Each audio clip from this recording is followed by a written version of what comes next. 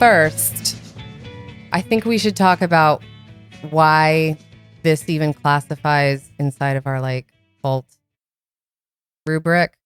Because episode 1. Episode 1. This does not have cult in it at all.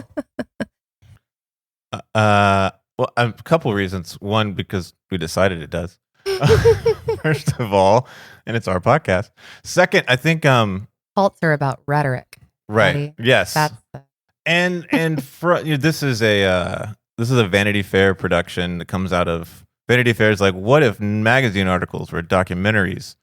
And I think from the perspective, I'm here for that. By the way, I'm like, yes, please. I would like all of your long form into a streaming platform, and I will watch it all. Every unread issue of The Atlantic that sits. Yes. I'm not mad at Vanity Fair for that at all. No, but I think from the perspective of like the reporters and the producers, there's no difference.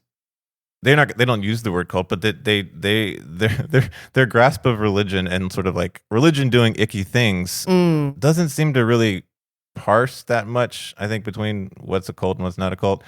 And so I think it fits what we're curious about. And I think, you've talked about these sort of two stories that we have for cults of like the authoritarian who gets their comeuppance or doesn't, and then the sort of like, this could happen to you or someone you love at any moment. And I think that from that perspective, this totally fits. And anything that has former congregants or survivors or however you want to put it, like, aren't all evangelicals just cult escapees? Maybe. They exist in a demographic. Yeah, it's a spectrum. It's a genre. It's a spectrum from I grew up Southern Baptist to... Well, religion's doing icky things, I think, is a good colloquial definition of how we tend to think about cults. That should have been the name of the podcast. Religion's doing icky things. We should talk about those.